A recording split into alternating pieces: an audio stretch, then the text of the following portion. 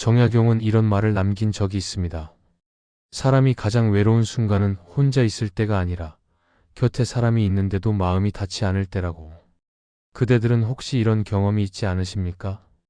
수십 년을 함께 살아온 사람인데 어느 날 문득 그 사람이 낯설게 느껴지는 순간 말입니다. 밥상 위에 마주 앉아 있어도 눈이 마주치지 않고 같은 거실에서 숨소리를 듣고 있는데도 혼자 있는 것처럼 고요한 그런 시간 말입니다. 은퇴라는 것이 찾아오면 많은 것이 바뀝니다. 아침에 눈을 떠도 나갈 곳이 없습니다. 넥타이를 매지 않아도 되고 누군가에게 보고하지 않아도 됩니다. 세상은 그것을 자유라고 부르지만 정작 그 자유 앞에 선 사람은 무엇을 해야 할지 모르는 경우가 많습니다. 30년 넘게 매일 아침 집을 나서던 남편이 어느 날부터 하루 종일 거실 소파에 앉아 있습니다. 텔레비전을 틀고 끄고 다시 틀고 냉장고를 열었다 닫습니다. 아내는 그 모습을 처음엔 안쓰럽게 바라봅니다. 그러나 일주일이 지나고 한 달이 지나고 석 달이 넘어가면 그 안쓰러움은 서서히 다른 감정으로 바뀌기 시작합니다. 아내에게도 하루가 있었습니다. 남편이 출근한 뒤 조용히 시작되던 그 시간. 혼자 커피를 내리고 화분에 물을 주고 이웃과 짧은 인사를 나누고 시장을 보고 오후에는 잠깐 눈을 붙이기도 하던 그 리듬. 누구에게 설명하지 않아도 되는 자신만의 호흡이 있었습니다. 그런데 은퇴한 남편이 그 리듬 한가운데 들어왔습니다. 점심은 뭐냐고 묻고 어디 가느냐고 묻고 왜 이렇게 오래 통화하느냐고 묻습니다. 아내의 하루는 더 이상 자기 것이 아니게 됩니다. 이상한 일입니다. 50년을 함께한 사람인데 하루 종일 함께 있는 것이 이토록 어려울 줄은 몰랐습니다. 많은 사람들은 은퇴 후의 삶을 이렇게 상상합니다. 드디어 부부가 함께할 시간이 생겼으니 여행도 다니고 대화도 나누며 서로 더 가까워질 거라고. 그러나 현실은 그 상상과 사뭇 다른 방향으로 흐르는 경우가 적지 않습니다. 함께 있는 시간이 늘어났는데 대화는 오히려 줄고 거리가 가까워졌는데 마음은 더 멀어지는 역설. 그것은 대체 왜 생기는 것일까요? 정약용은 젊은 시절 벼슬길에 올라 바쁘게 살았던 사람입니다. 아내 홍씨와 함께하는 시간보다 관직과 서책 앞에서 보내는 시간이 훨씬 많았습니다. 그러다 유배라는 강제적인 멈춤이 찾아왔고 그는 비로소 자신이 곁에 있으면서도 얼마나 곁에 없었는지를 알게 됩니다. 이 이야기는 200여 년 전의 일이지만 오늘 이 시대의 거실에서도 똑같이 일어나고 있습니다. 그리고 그 거실 안에서 조용히 아파가는 사람이 있습니다. 그 사람의 이름은 대부분 아내입니다. 왜 그런 것인지 오늘 그 이야기를 천천히 풀어보려 합니다. 그리고 이 이야기의 끝에서 그대들은 아마 뜻밖의 답 하나를 만나게 될 것입니다. 많은 사람들이 이렇게 믿습니다. 바빠서 못 만났으니 시간이 생기면 자연스레 가까워질 것이라고. 일이 우리를 갈라놓았으니 일이 사라지면 다시 하나가 될 것이라고. 그 믿음은 틀리지 않은 것처럼 보입니다. 그러나 정약용이라면 이렇게 말했을 것입니다. 가까이 있다고 가까운 것이 아니며 시간이 많다고 마음이 깊어지는 것도 아니라고. 사실 바쁜 시절에 부부에겐 역설적으로 균형이 있었습니다. 남편은 바깥 일에 몰두하고 아내는 집 안의 세계를 운영했습니다. 서로의 영역이 나뉘어 있었기 때문에 부딪힐 일이 적었고 저녁에 잠깐 마주하는 시간이 오히려 소중하게 느껴지기도 했습니다. 그것이 사랑이었는지 습관이었는지 역할의 관성이었는지는 정확히 말하기 어렵습니다. 다만 그 구조가 수십 년간 두 사람을 지탱해 왔다는 것은 분명합니다. 그런데 은퇴는 그 구조를 한순간에 무너뜨립니다. 남편의 영역이었던 바깥 세상이 사라지고 그가 갈 곳은 아내의 영역뿐입니다. 그러나 남편은 그 영역의 규칙을 모릅니다. 아내가 오전 10시에 혼자 마시던 차의 의미를 모르고 오후 2시에 낮잠이 얼마나 소중한 충전인지를 모릅니다. 그저 거기 있을 뿐입니다. 그 존재 자체가 아내에게는 낯선 침입이 됩니다. 남편은 아기가 없습니다. 아내도 잔인해지려는 것이 아닙니다. 다만 50년을 함께 살면서도 서로의 하루를 진정으로 알아본 적이 없었다는 사실이 은퇴라는 거울 앞에서 갑자기 드러나는 것입니다. 심리학에서는 이것을 과도한 근접 스트레스라 부릅니다. 사람에게는 누구나 심리적 영토가 있습니다. 아무리 사랑하는 사이라도 그 영토가 존중받지 못하면 숨이 막히게 됩니다. 흥미로운 것은 침범당하는 쪽은 답답함과 분노를 느끼는 반면 침범하는 쪽은 자신이 무엇을 잘못하고 있는지 전혀 알아차리지 못한다는 점입니다. 남편은 생각합니다. 나는 그저 집에 있을 뿐인데 왜 아내가 불편해하는지 모르겠다고. 아내는 생각합니다. 이 사람은 왜 내 하루를 이해하지 못하는 걸까? 두 사람 모두 억울합니다. 그리고 그 억울함이 말이 되지 못한 채 쌓이면 부부 사이에는 설명할 수 없는 냉기가 흐르기 시작합니다. 정약용은 유배 초기 아내에게 편지를 자주 보냈습니다. 그러나 그 편지 속에서 그는 주로 자신의 고통과 억울함을 이야기했습니다. 아내가 홀로 아이들을 키우며 겪고 있을 고단함에 대해서는 거의 묻지 않았습니다. 그것은 무심해서가 아니었습니다. 자신의 고통이 너무 커서 상대의 하루가 보이지 않았던 것입니다. 오늘날 은퇴한 남편들도 비슷합니다. 자신의 상실감, 무력감, 정체성의 혼란이 너무 커서 바로 옆에 있는 사람의 하루가 눈에 들어오지 않는 것입니다. 가까이 있으면서도 서로를 보지 못하는 것. 그것이 은퇴 후 부부가 마주하는 가장 조용하고 가장 깊은 위기입니다. 강진의 겨울은 매섭습니다. 정약용이 유배지에서 보낸 첫 해, 겨울, 그는 작은 방 한 칸에 웅크려 앉아 고향에서 온 편지 한 통을 펼쳤습니다. 아내 홍씨의 글씨는 또박또박했지만 그 사이사이에 지친 기운이 묻어 있었습니다. 아이들 공부 이야기, 논밭 사정, 이웃과의 사소한 다툼. 대단한 내용은 없었습니다. 그런데 그날따라 그 평범한 문장들이 정약용의 가슴을 묵직하게 눌렀습니다. 아내는 이 모든 일을 혼자 감당하고 있었던 것입니다. 정약용은 한성에서 벼슬을 살 때 자신이 가장의 역할을 다하고 있다고 믿었습니다. 녹봉을 가져오고 아이들의 장례를 계획하고 집안의 큰 결정을 내리는 것이 자신의 몫이라 여겼습니다. 그러나 아내의 하루가 어떻게 흘러가는지는 깊이 들여다본 적이 없었습니다. 새벽에 일어나 불을 지피고 아이들 밥을 차리고 시어머니를 살피고 빨래를 하고 저녁에는 지친 몸으로 남편의 귀가를 기다리던 그 하루. 정약용은 그것을 당연한 것으로 여겼습니다. 아니, 정확히 말하면 여기는 것조차 하지 않았습니다. 눈에 보이지 않았기 때문입니다. 유배는 정약용에게 많은 것을 빼앗아갔지만 동시에 한 가지를 선물했습니다. 그것은 멈춤이었습니다. 바깥 세상의 소음이 사라지자 비로소 가장 가까운 사람의 목소리가 들리기 시작했습니다. 편지를 다시 읽고 또 읽으며 그는 깨달았습니다. 아내가 원했던 것은 대단한 것이 아니었습니다. 오늘 하루가 어땠느냐는 물음 하나, 수고했다는 말 한마디, 당신의 하루를 내가 알고 있다는 작은 신호. 그것이 전부였습니다. 그는 그 뒤로 편지의 방식을 바꾸었습니다. 자신의 억울함과 고통을 토로하는 대신 아내의 안부를 먼저 물었습니다. 아이들은 건강한지, 겨울 채비는 되었는지, 당신은 쉴 시간이 있는지를 물었습니다. 그 변화는 작아 보이지만 그 안에 담긴 전화는 컸습니다. 나의 고통에서 당신의 하루로, 나의 시선에서 당신의 세계로.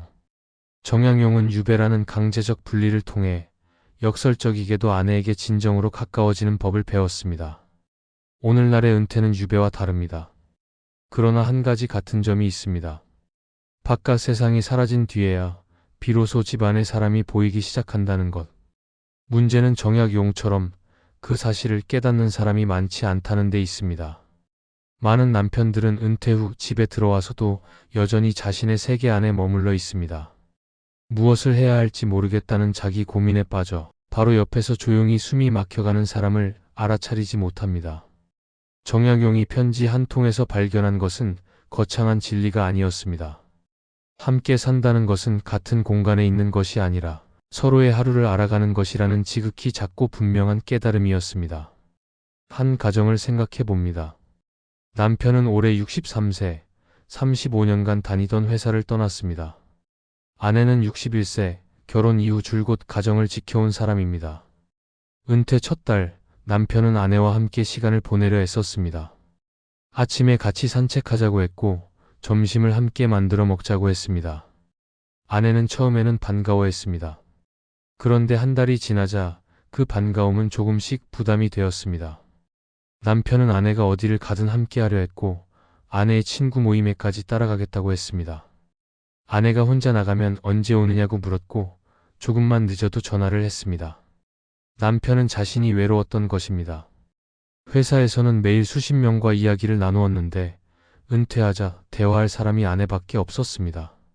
친구라고 부를 만한 사람도 사실 직장 동료들이었고 퇴직과 함께 그 관계도 급격히 옅어졌습니다. 남편에게 아내는 유일한 연결고리였습니다. 그래서 더 매달렸고 더 함께하려 했습니다. 그것이 사랑이라고 믿었습니다. 그러나 아내의 입장은 달랐습니다. 35년간 혼자서 집안을 꾸리며 만들어 놓은 자신만의 세계가 있었습니다. 화요일 오전에 문화센터 수업, 목요일 오후에 친구들과의 차 한잔, 일요일 아침에 조용한 독서 시간. 그것은 사소해 보이지만 아내가 자기 자신으로 존재할 수 있는 시간이었습니다. 남편이 그 시간 속으로 들어오는 순간 아내는 자기 자신을 잃어가는 듯한 기분을 느꼈습니다. 숨이 막혔습니다. 그런데 그 숨막힘을 남편에게 말할 수가 없었습니다. 당신이 집에 있는 것이 힘들다는 말을 50년을 함께한 사람에게 어떻게 하겠습니까? 그래서 아내는 몸으로 말하기 시작합니다. 두통이 잦아지고 소화가 안 되고 잠이 잘 오지 않습니다. 병원에 가면 특별한 이상은 없다고 합니다. 그러나 분명히 아픕니다. 그 아픔은 말하지 못한 감정이 몸 위로 올라온 것입니다. 심리학에서는 이것을 신체화라 부릅니다. 마음이 감당하지 못한 스트레스를 몸이 대신 표현하는 현상입니다. 아내가 아픈 것은 남편 때문이 아닙니다. 정확히 말하면 남편의 존재 자체가 아니라 남편이 아내의 하루를 보지 못한다는 사실 때문입니다. 함께 산다는 것은 같은 공간에 있는 것이 아니라 서로의 하루를 아는 것입니다. 이 말이 여기서 다시 떠오릅니다. 남편이 아내의 화요일 오전이 어떤 의미인지 알았다면, 목요일 오후에 친구 모임이 얼마나 필요한 시간인지 이해했다면 아내의 몸은 그렇게까지 아프지 않았을 것입니다. 침범은 반드시 소리를 내는 것이 아닙니다. 가장 조용한 침범은 상대의 세계가 있다는 사실조차 모른 채 거기 들어서는 것입니다. 이 문제는 부부 사이에만 머물지 않습니다. 은퇴한 아버지와 성인 자녀 사이에도 비슷한 긴장이 흐릅니다. 한 가정을 떠올려 봅니다. 아버지가 은퇴한 뒤 성인 아들에게 전화가 부쩍 잦아졌습니다. 별다른 용건 없이 뭐하느냐, 밥은 먹었느냐, 주말에 오지 않겠느냐. 아들은 처음에는 효도라 여기고 응했지만 점차 그 전화가 무거워졌습니다. 아버지는 아들이 자신을 귀찮아한다는 것을 느낍니다. 그러나 말하지 않습니다. 다만 전화 끊은 뒤 거실에 혼자 앉아 텔레비전 소리만 올립니다. 이것은 단순한 세대 갈등이 아닙니다. 은퇴한 남성에게 일어나는 관계의 축소입니다. 직장이라는 울타리가 사라지면 그 안에 있던 모든 관계가 함께 사라집니다. 후배 인사, 동료와의 점심, 거래처와의 악수. 그것들이 우정이었는지 업무였는지 분간하기 어렵지만 어쨌든 그 사람을 사회 안에 붙들어 두는 끈이었습니다. 그 끈이 한꺼번에 끊어지면 남는 것은 가족뿐입니다. 그래서 아내에게 매달리고 자녀에게 전화합니다. 그러나 그 매달림이 자신도 모르게 주변 사람들을 밀어내는 결과를 만듭니다. 반면 아내들은 다릅니다. 오랜 세월 동안 남편의 직장과 무관하게 자신만의 관계망을 꾸려왔습니다. 이웃 사이의 안부, 오래된 친구와의 모임, 종교활동이나 봉사활동. 그 관계들은 은퇴와 상관없이 계속됩니다. 그래서 아내에게는 집 바깥에 숨 쉴 곳이 있지만 남편에게는 없는 경우가 많습니다. 이 비대칭이 부부 사이의 균열을 만들고 그 균열은 가족 전체로 번져갑니다. 정약용도 유배 초기에 같은 경험을 했습니다. 한양에서 교유하던 벗들이 하나둘 연락을 끊었고 유배지에서 그를 찾아오는 사람은 극히 드물었습니다. 권력을 잃자 관계도 함께 사라졌습니다. 그 외로움 속에서 정약용은 처음으로 관계의 본질을 물었습니다. 내가 그들과 나누었던 것은 진심이었는가? 아니면 지위가 빚어낸 교류였는가? 그 질문은 아팠지만 동시에 그를 자유롭게 했습니다. 지위에 기대지 않는 관계, 역할에 묶이지 않는 연결, 그것을 새로 배워야 한다는 것을 깨달았기 때문입니다. 오늘날 은퇴한 남편들에게도 같은 질문이 필요합니다. 나는 직함 없이도 누군가와 대화할 수 있는가? 아내가 아닌 다른 사람에게도 내 마음을 나눌 곳이 있는가? 그 질문에 선뜻 대답하지 못한다면 아내에게 기대는 무게가 얼마나 큰지를 짐작할 수 있습니다. 사랑하는 사람에게 모든 관계적 욕구를 쏟아붓는 것은 사랑이 아니라 의존에 가깝습니다. 그 의존이 계속되면 사랑받는 사람이 아프기 시작합니다. 부부의 문제가 가족의 문제로, 가족의 문제가 한 사람의 사회적 고립에서 비롯된 것임을 이해할 때 비로소 해법의 실마리가 보이기 시작합니다. 정약용이 강진에서 보낸 18년은 길고 고독한 시간이었습니다. 그러나 그 시간이 그를 무너뜨리지 않은 것은 그가 혼자만의 하루를 만들어갈 줄 알았기 때문입니다. 새벽에 일어나 글을 읽었고 오전에는 제자들과 토론했으며 오후에는 산책을 하거나 차를 끓였습니다. 저녁에는 편지를 쓰거나 별을 보며 하루를 정리했습니다. 그 일과는 화려하지 않았습니다. 그러나 그 안에는 자신이 주인인 시간이 있었습니다. 누구에게 보고하지 않아도 되는, 누구의 기대에 맞추지 않아도 되는 오로지 자기 자신과 마주하는 시간이었습니다. 은퇴 후 힘들어하는 많은 남성들에게 부족한 것은 바로 이것입니다. 혼자서 하루를 보내는 힘. 30년 넘게 조직이 하루를 설계해 주었습니다. 아침 9시에 출근하고 회의를 하고 점심을 먹고 보고서를 쓰고 저녁 6시에 퇴근하는 틀이 있었습니다. 그 틀 안에서는 자기 자신에 대해 물을 필요가 없었습니다. 나는 누구인가? 무엇을 좋아하는가? 어떤 하루를 살고 싶은가? 그런 질문은 사치처럼 느껴졌습니다. 그러나 은퇴하는 순간 그 질문이 벼락처럼 덮쳐옵니다. 그리고 답이 없습니다. 답이 없는 사람은 불안해집니다. 불안한 사람은 가장 가까운 사람에게 달라붙습니다. 그것이 아내입니다. 남편이 아내에게 과도하게 의지하는 것은 아내를 사랑해서가 아니라 자기 자신과 마주하는 것이 두렵기 때문인 경우가 많습니다. 혼자 있는 시간이 무섭고 아무것도 하지 않는 자신이 쓸모없어 보이고 조용한 집이 감옥처럼 느껴지기 때문입니다. 그래서 아내의 동선을 따라다니고 아내의 일정에 끼어들고 아내가 없으면 안절부절 못합니다. 그러나 여기서 한 가지 분명히 짚어야 할 것이 있습니다. 혼자 있을 줄 아는 것은 외로움을 즐기라는 뜻이 아닙니다. 자기 자신에게 줄 수 있는 하루를 가지라는 뜻입니다. 아침에 일어나 산책을 하거나 오래전부터 읽고 싶었던 책을 펼치거나 텃밭에 물을 주거나 동네 도서관에 가보는 것. 그 하나하나는 대단하지 않습니다. 그러나 그것을 스스로 선택했다는 사실이 중요합니다. 누군가가 시켜서가 아니라 내가 나를 위해 만든 시간이기 때문입니다. 정약용은 유배지에서 500권이 넘는 저술을 남겼습니다. 그것은 학문에 대한 열정만으로 가능한 일이 아니었습니다. 혼자 있는 시간을 두려워하지 않고 그 시간 안에서 자기 자신의 리듬을 만들어낸 사람만이 해낼 수 있는 일이었습니다. 아내에게 기대지 않고 자기 하루를 세울 수 있는 사람. 그런 사람이 비로소 아내 곁에 있되 부담이 되지 않는 사람이 됩니다. 자립은 젊은이만의 과제가 아닙니다. 노년에도 자립은 필요합니다. 아니, 노년이야말로 진짜 자립을 배워야 할 시간인지도 모릅니다. 부부의 사랑이라는 것은 세월에 따라 모습이 달라집니다. 젊은 날의 사랑이 서로를 향해 달려가는 것이었다면 노년의 사랑은 서로의 옆에 조용히 서 있는 것에 가깝습니다. 달려가는 사랑에는 뜨거움이 있지만 서 있는 사랑에는 깊이가 있습니다. 그리고 그 깊이를 만드는 것은 열정이 아니라 존중입니다. 존중이라는 말은 쉽게 쓰이지만 부부 사이에서 실천하기는 가장 어렵습니다. 왜냐하면 오래 함께한 사이일수록 상대를 자기 삶의 연장으로 여기기 쉽기 때문입니다. 내 아내, 내 남편. 그 내라는 글자 안에 소유가 숨어 있습니다. 상대에게도 나와 다른 시간, 나와 다른 생각, 나와 다른 필요가 있다는 것을 잊게 만드는 소유. 정약용은 이것을 일찍이 경계했습니다. 사람을 아끼되 묵지 말아야 하며 곁에 두대 가두지 말아야 한다고. 그것은 부모와 자식 사이의 가르침이었지만 부부 사이에도 그대로 통하는 말입니다. 곁에 있되 기대지 않는 사이. 그것이 노년 부부가 도달할 수 있는 가장 성숙한 형태가 아닐까 합니다. 기대지 않는다는 것은 냉정하다는 뜻이 아닙니다. 상대 없이도 내가 설 수 있다는 것을 보여주는 것입니다. 그것이 오히려 상대를 편안하게 만듭니다.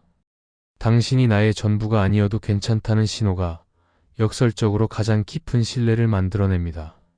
소유보다 존중이 어렵고 밀착보다 적정한 거리가 어렵고 채워주는 것보다 비워주는 것이 어렵습니다. 그러나 그 어려운 것을 해내는 부부가 노년의 진짜 동반자가 됩니다. 정약용이 유배에서 돌아온 뒤 아내와 보낸 만년의 기록에는 화려한 이야기가 없습니다. 조용한 아침, 함께 마시는 차 한 잔, 각자의 일을 하다가 저녁에 마주 앉는 밥상. 그것뿐입니다. 그러나 그 조용함 속에 가장 깊은 평화가 있었을 것입니다. 서로의 하루를 침범하지 않으면서도 서로의 존재를 온전히 느끼는 그런 시간 말입니다. 사랑의 반대는 미움이 아닙니다. 무관심도 아닙니다. 사랑의 반대는 침범입니다. 상대의 세계를 지워버리고 내 세계 안으로 끌어들이려는 것. 그것이 아무리 좋은 의도에서 비롯되었다 해도 결과는 같습니다. 상대가 숨을 쉬지 못하게 됩니다. 그러니 사랑한다면 곁에 있되 한 발자국의 여백을 두십시오. 그 한 발자국이 50년의 세월보다 더 큰 사랑이 될 수 있습니다. 정약용의 만년은 조용했습니다. 유배에서 돌아온 뒤 그는 고향 마제에서 여생을 보냈습니다. 더 이상 조정에 나가지 않았고 세상의 시선도 그에게서 멀어져 갔습니다.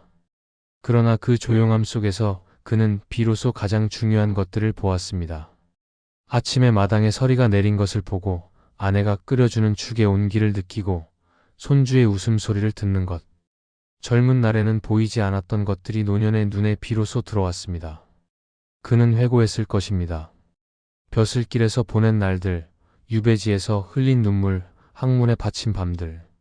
그 모든 것이 의미 없지는 않았지만 결국 마지막에 남는 것은 사람이었습니다. 곁에 있어준 사람, 떠나간 사람, 그리고 끝까지 자리를 지킨 사람.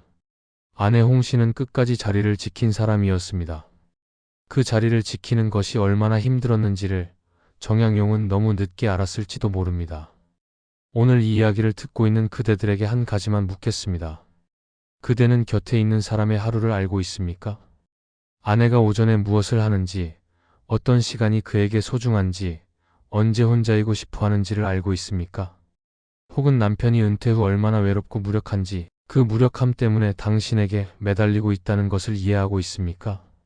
서로의 하루를 안다는 것은 거창한 일이 아닙니다. 다만 눈을 돌려 바라보는 것입니다. 그 사람이 오늘 하루를 어떻게 보냈는지, 어떤 마음이었는지를 조용히 살피는 것입니다. 도입에서 이런 질문을 드렸습니다. 50년을 함께한 사람인데 왜 함께 있는 것이 이토록 어려운 것일까요? 이제 그 답이 조금은 보이지 않습니까? 어려운 것은 함께 있는 것이 아닙니다. 함께 있으면서 서로의 세계를 존중하는 것이 어려운 것입니다. 같은 지붕 아래에서 각자의 하루를 살 수 있게 해주는 것, 그러면서도 저녁에는 마주 앉아 오늘 하루가 어땠는지를 물을 수 있는 것. 그것이 노년 부부가 배워야 할 마지막 사랑의 기술입니다. 정약용이 남긴 수많은 가르침 가운데 가장 조용하지만 가장 깊은 것은 이것일지 모릅니다. 사람은 가까이 있는 것으로는 부족하고 그 가까움 속에서 상대를 온전히 바라볼 때 비로소 함께 있는 것이라는 사실. 오늘 저녁 곁에 있는 사람에게 한마디만 건네보십시오. 오늘 하루 어땠느냐고. 그 한마디가 50년보다 깊은 연결의 시작이 될 수 있습니다. 결국 남는 것은 함께한 시간의 양이 아닙니다. 서로의 하루를 알아주었던 순간의 깊이입니다.